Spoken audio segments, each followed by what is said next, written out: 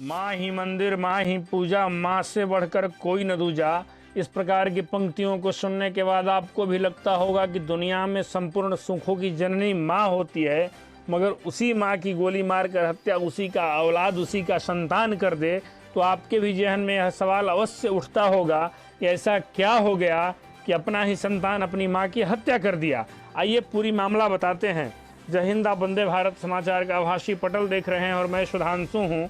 घटना बिहार से जुड़ी है, जहां हम बिहार के कैमूर जिला दुर्गावती थाना अंतर्गत एक गांव आता है जिसका नाम है उधमपुरा। घटना वहीं से है जहां एक हत्यारा बेटे ने अपने ही मां की गोली मारकर हत्या कर दी और हत्या करने के उपरांत लाश को नदी के किनारे फेंक दिया ताकि लाश का कोई ठौर ठिकाना न रह जाए।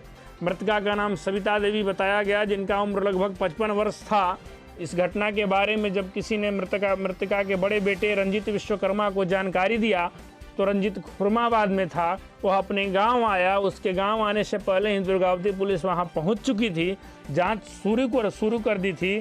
फिर घटना के तहकीकात से जांच करने के उपरांत यह पाया गया कि गोली मारने वाला हत्यारा और कोई नहीं अपितु उसका ही छोटा लड़का है।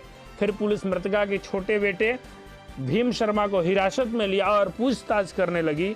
तो पूछताछ के दौरान पता चला कि मृतका सविता देवी, जिनके पति स्वर्गीय विजय शंकर शर्मा के 3 बेटे और 1 बेटियां थीं, जिसमें हत्यारा भीम सबसे छोटा था। पिता के 2009 में मृत्यु होने के उपरांत परिवार की सारी जिम्मेदारी लड़का रंजीत के सर पर था।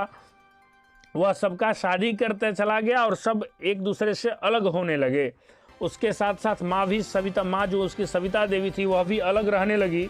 इसी क्रम में छोटा लड़का भीम को यह शक हुआ कि माँ किसी के साथ अवैध संबंध में है। इस बात को वह सहन नहीं कर पाया, कहीं से कट्टा खरीद कर लाया और शौच करने निकली अपनी ही मां को गोली मारकर हत्या कर दी। इस घटना की विस्तृत जानकारी मोहनिया अनुमंडल पुलिस पदाधिकारी महोदय आपको बता रहे हैं, कृपया ध्यान से सुनिए। थाना को सूचना 7:30 बजे के आसपास में प्राप्त हुई कि एक उधमपुरा गांव है जहां पर एक 50-55 वर्ष की महिला का गोली मार के हत्या कर दी गई। थाना प्रभारी महोदय के द्वारा सूचना हम लोगों को दी गई, वरीय पदाधिकारी को दी गई, एसपी साहब को, और एसपी साहब के निर्देशन में एक टीम बना, तत्काल कार्रवाई की गई। उसमें जो मैनुअल इनपुट था कि सूचना प्राप्त हो रहा था कि इनके घर का कुछ विवाद है, कलह है, उसी की वजह से हत्या हुई है।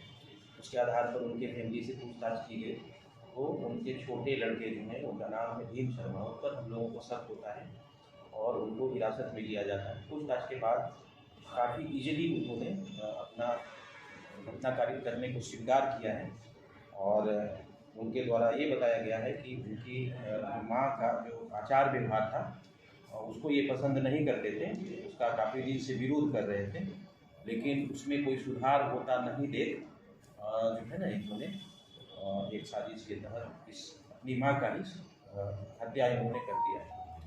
और जो हत्या में प्रयोग किया गया आर्म्स है वो भी इनके द्वारा बताया गया कि हत्या के बाद कहाँ पर छुपा दिए थे और इनको जा कर के वहाँ से निकाला गया है।